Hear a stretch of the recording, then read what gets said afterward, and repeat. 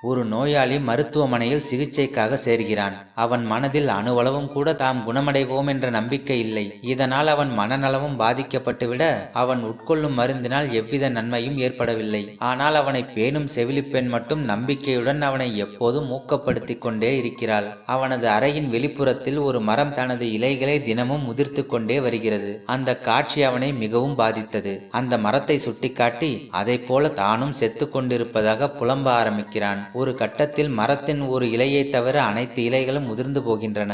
அந்த கடைசி இலை விழும்போது தானும் இறந்து விடுவோம் என அஞ்சுகின்றான். சோகத்தின் பிள்ளையாய் மாறிக்கொண்டே வருகிறான். செவிலி எவ்வளவு தைரியம் சொல்லியும் அவன் நம்பவில்லை. நாளை காலை கடைசி இலை உதிரும் போது தானும் முதிர்வோம் என்றே நம்பினான். பொழுது விடிந்தது.